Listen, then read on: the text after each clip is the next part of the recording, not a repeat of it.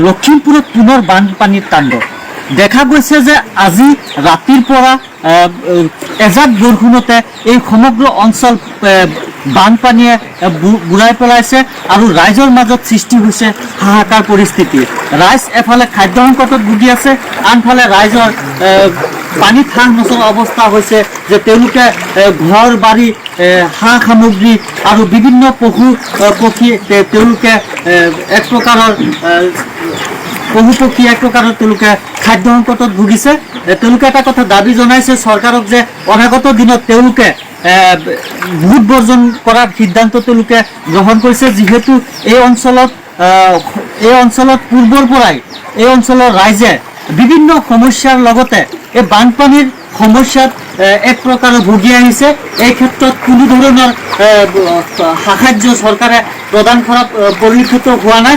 মাজে সময়ে দুই এজন প্ৰতিনিধি আহি এই অঞ্চলৰ ৰাইজক আশ্বাস প্ৰদান কৰে যদিও কিন্তু তেওঁলোকে কোনো ধৰণৰ চৰকাৰী পক্ষৰ পৰা সাহায্য প্ৰদান কৰা পৰিলক্ষিত হোৱা নাই, যাৰ ফলত তেওঁলোকে বিভিন্ন সমস্যাত ভোগা পৰিলক্ষিত হৈছে। দেখা গৈছে যে কিছুদিন আগত লখিমপুৰ জিলাৰ কেইবাখনো অঞ্চলত বানপানীৰ ফলত কেইবাজনো ব্যক্তিৰ মৃত্যু হৈছিলে। তেনেদৰে পুনৰ লখিমপুৰ জিলাত আজি ৰাতিপুৱাৰ পৰা এজাক বৰষুণৰ ফলত এই সমগ্ৰ অঞ্চল পানীয়ে বুৰাই পেলাইছে, যাৰ ফলত এক প্ৰকাৰৰ জনসাধাৰণৰ মাজত সৃষ্টি হৈছে হাহাকাৰ পৰিস্থিতি। মই ক'ব লাগিব যে বৰ্তমান মই উপস্থিত আছোঁ লখিমপুৰ জিলাৰ লালুকৰ গড়মূৰ অঞ্চলত। এই বিষয়ে মই স্থানীয় এজন ব্যক্তি তেওঁৰ পৰা মই জানিব চেষ্টা কৰিম। ক'ব বিচাৰে আপুনি? আমাৰ ইয়াত নদী বান্ধটো নাই আৰু এইফালে যিখন চৰকাৰে দিব লাগে আমাক যিখন বান্ধ সেইখন দিয়া নাই, সেইকাৰণে আমাৰ এইখন বানপানী বেছি হৈছে। আৰু আপোনালোকৰ কি ক্ষতিসাধন হৈছে? আমাৰ ইয়াত বেছিভাগ খেতি ক্ষতিসাধন হৈছে, মানুহৰ ঘৰ দুৱাৰ আৰু ধৰক আপোনাৰ ৰাস্তা পদূলিখন। বৰ্তমান আপোনালোকৰ কিছু খাদ্য সংকটটো ভুগি আছে ন? খাদ্য সংকটত ভুগি আছোঁ। আমাৰ এইফালে বিভিন্ন ৰিলিফ বা কিবা সাহায্য দিয়া নাই আমাৰ। এই ক্ষেত্ৰত চৰকাৰক আপুনি কি বুলি আহ্বান জনাব?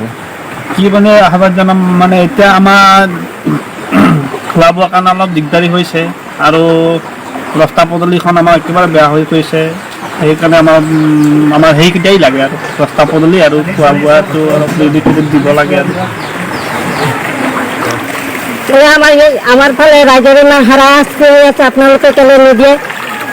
ইয়াতে দলং দিব লাগে, ব্ৰিজ দিব লাগে, একোৱে নাই। আমি ভাত বনাই খাব নোৱাৰোঁ। কি কৰিছে? ভোটৰ সময়ত ভোট কৰিব পাৰে, এতিয়া নোৱাৰে। এতিয়া আমি ৰাইজৰ কিমান হাৰাশাস্তি কৰিছে, পানী আহিলে আমি ভাত বনাই খাব নোৱাৰোঁ আৰু কি কৰিম? আপোনালোকে ভোটৰ সময়ত আহি পেলাই ভোট দিয়ক কেনেকুৱা ক'ব? আৰু এতিয়াতো নকয়, এতিয়া নাহে, এতিয়া চাবলৈ নাহে। এতিয়া আহিব লাগিছিলে। ৰাইজৰ কেনেকুৱা হাৰাশাস্তি হৈছে, কিমান পানী হৈছে, ঘৰৰ ভিতৰত পানী সোমাই গৈছে, আমি ভাত বনাই খাব নোৱাৰোঁ। আমাৰ ব্ৰিজ হ'ব লাগিব আমাৰ গড়মূৰ সোলাপুৰত, সেইটো জানি ল'ব, নহ'লে আমি ভোট নিদিওঁ। আমাৰ ভোট এই যে বানপানী আপোনালোকৰ ইয়াত হয়, ইয়াৰ মূল কাৰণ কিহৰ কাৰণে বানপানী সৃষ্টি হয় বুলি আপুনি ক'ব? ইয়াত আমাৰ এইটো গাভৰু নদীৰ বানপানী হৈয়ে থাকে আৰু বানপানী হোৱাৰ পিছত ইয়াত যেতিয়া বানপানী হয়, আমাৰ গাঁৱৰ প্ৰতিনিধি ৱাৰ্ড মেম্বাৰ বা প্ৰেচিডেণ্ট ৱাৰ্ড মেম্বাৰতো কোনোদিন আহিও নাপায়। কাৰোবাৰ বানপানী হ'লে ক'তো গৈ নাচায়। গড়মূৰ এই ৱাৰ্ডৰ যিটো মেম্বাৰ আছে কোনোদিনো গৈ পেলাই নাচায়। তাৰপিছত যি নহওক আমাৰ ইউটিউবৰ MLA যিজন মামুল ইমদাদ, তাততো ইলেকশ্যনৰ পিছৰ পৰা আমি একদিনো দেখি পোৱা নাই। আৰু য'তে যি নহওক যিবোৰ মানুহ তাৰ কাৰণে খাটিছে সিহঁতক এতিয়া তেখেতে চিনিয়ে নাপায়। গতিকে আমালোকৰ এতিয়া এই মামুল ইমদাদক ৰাইজে তেখেতে কৈছিলে যে মোক খালি একবাৰ দিয়ক, একবাৰ মালিক মোক বনাওক।